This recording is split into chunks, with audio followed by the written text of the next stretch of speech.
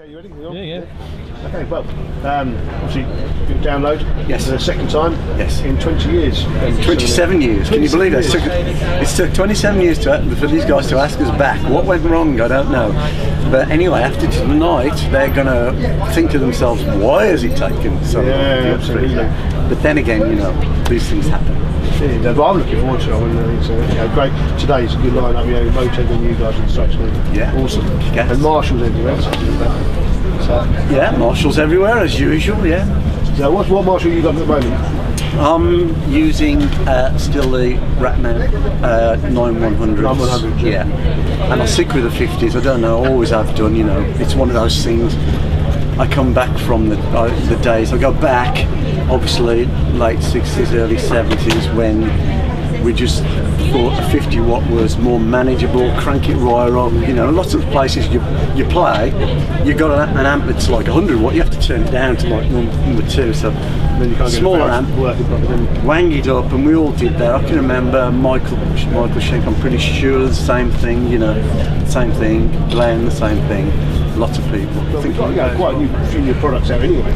Right. So today we might get some over for you guys to look at some point. Definitely, we're always looking at new stuff. Yeah. Well, we've been associated for so many years. Judas Priest always had Marshall on stage. I can never remember anyway. I remember I was coming to see you in the very early 80s. Yeah, the best Marshall stage we had, which was a Marshall stage, I should have called it the Marshall stage, which was the Defenders of the Faith tour, when we had literally, it was quite spectacular really, obviously all Marshalls downstairs, and then we had these like 7-foot gantries where we were all Marshalls on the top. I'm sure the fans remember that, you know, but there's been lots of bands since then try to outdo us, and I hate to admit it, but they probably have been so quite they've been to successful. big stages, have they? Yeah. But anyway, next time you come out, when you go on your tour, you always work out a Marshall back line for you. Yeah, and plus we've got little Marshall practice amps, 2 of them lined up there. Me and Glenn are going to be doing a bit of practice.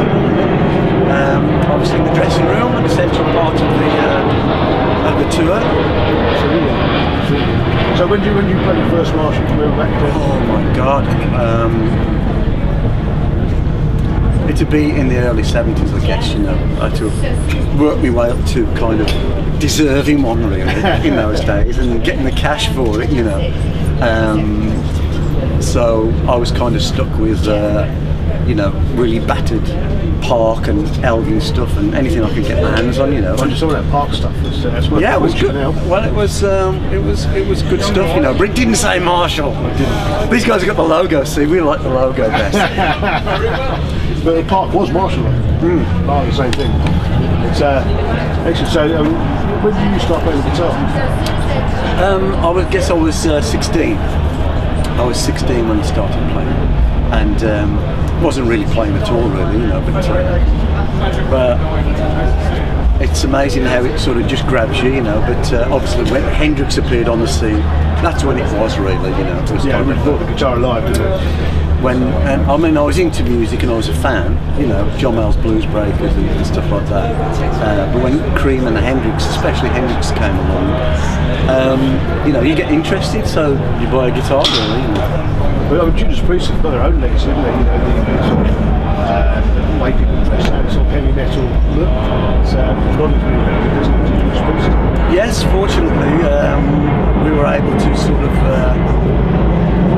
hit on a concept, design and image, you know what I mean, that really fitted the music, and it just kind of happened overnight. You know, most bands at the time wearing denims and stuff like that, and we didn't want to do that straight away, so we used to go to a repertory theatre in Birmingham. And you could go downstairs in all the basements and go through all the costumes and that, you know. And so if you look in the early days, I've got kind of like swashbuckling outfits on and stuff like that, you know, silks and satins and all that sort of stuff.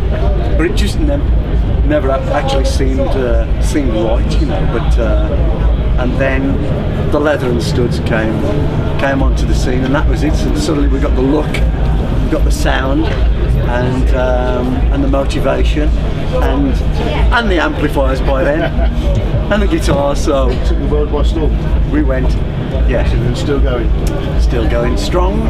Well, thank you very much. Thank you very Look much. forward to catching on the rest of your tour some point as well.